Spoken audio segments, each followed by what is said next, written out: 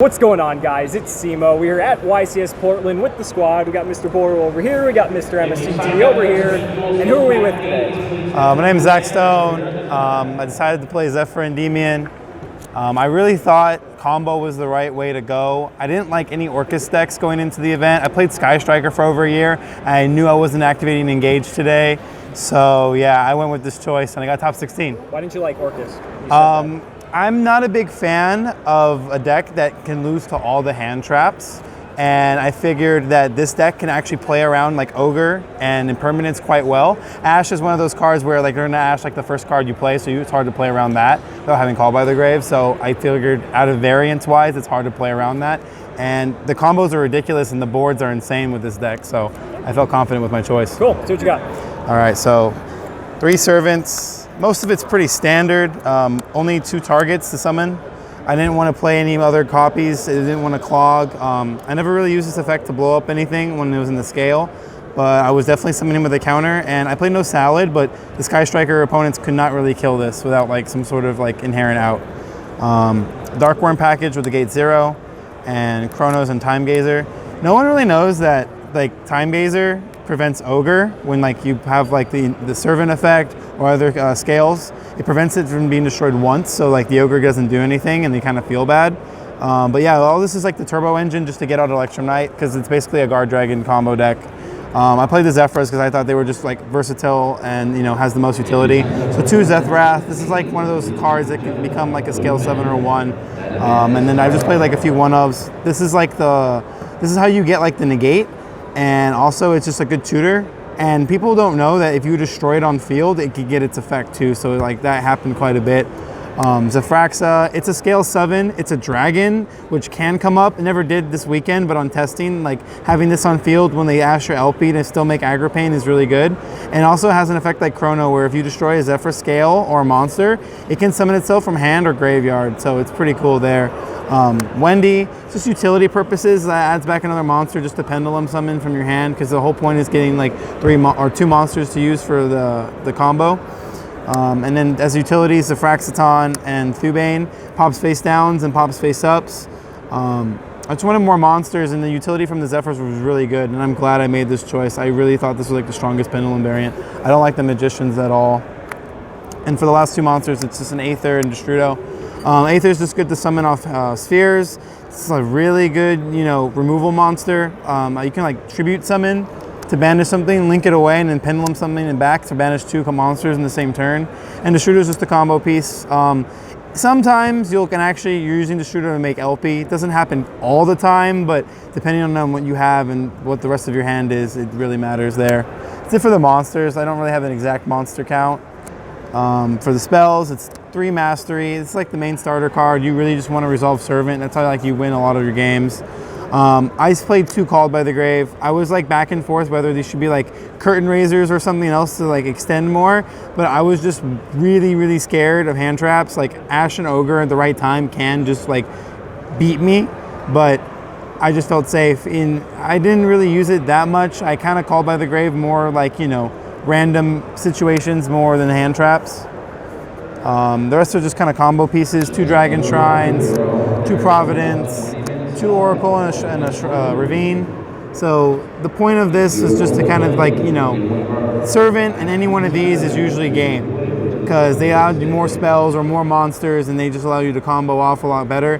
Having Ravine is pretty nuts.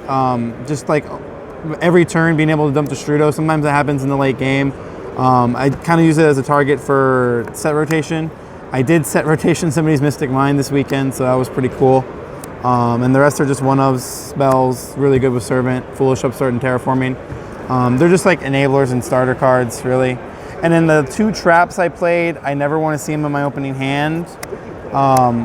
Divine Strike and War. Now this is like everyone plays, and then I liked having this in my deck as like another answer to Mystic Mind game 1. And it's just like another disruption that if I draw and I don't search, then no one sees coming.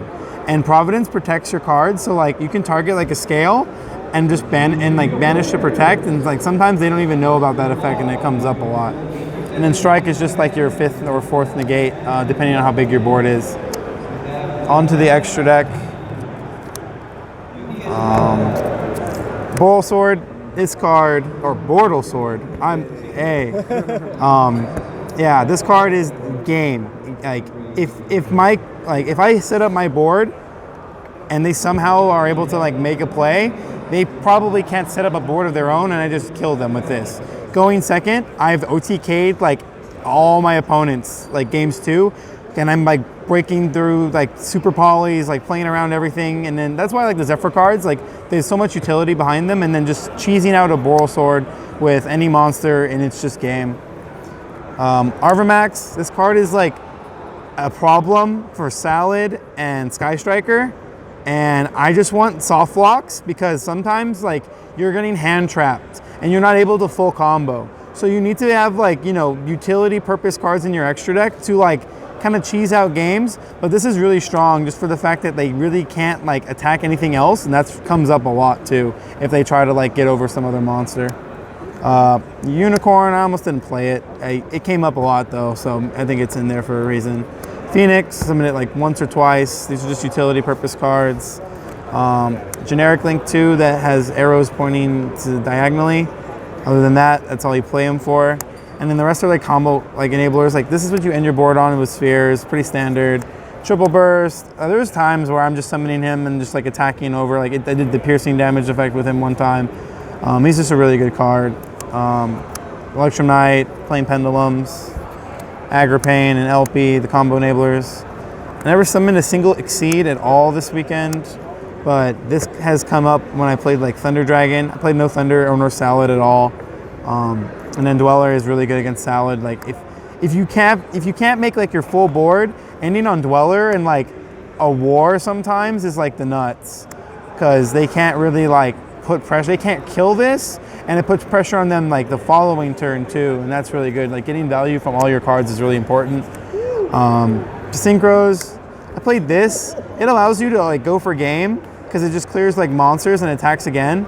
And it's like, I didn't really like Zeta because I felt that if you're making Zeta, you're not killing them, and I'm rather play to win than play to not lose. So I cut Zeta for Babushka, and Don Dragster is like the other negate with Destrudo, and I only played Vortex, I didn't play Red Hot. I thought this was just overall better. Even though everyone has that Predaplant that summons with a Dark and a Fusion in their Super Poly target, it still was really good. Like against Sky Strikers, I negated it into the Void, and he's like, what?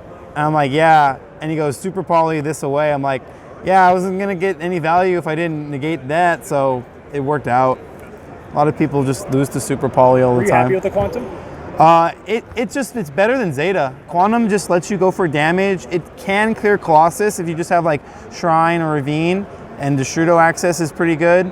Overall, I mean, it has another effect where like, if you have this and Crusadia Arvamax, they can't attack your board, but I don't think that ever comes up.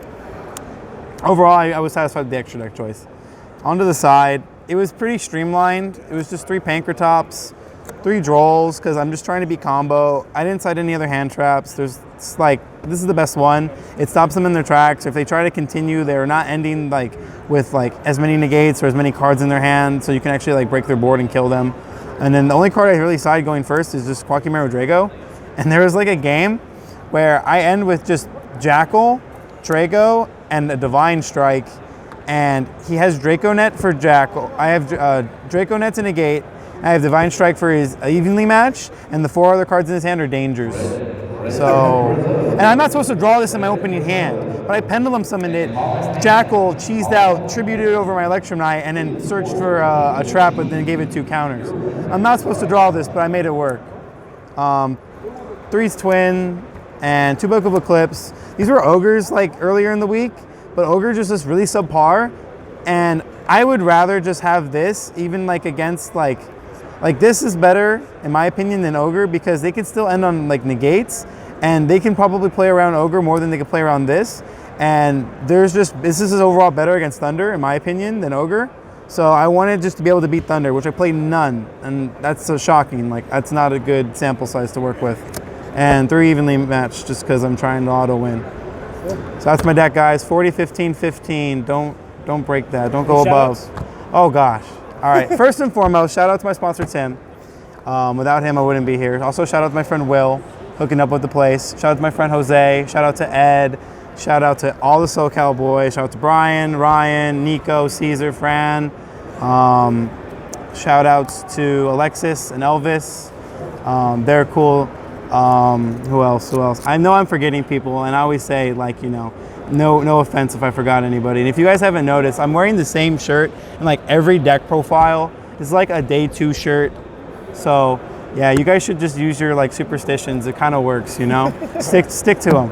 Awesome, man. Thanks so much. And shout outs to you guys. Without us, you know, this wouldn't be as popular in my opinion. The YouTube is really helpful. Awesome. Thanks for appreciate it, man. No worries.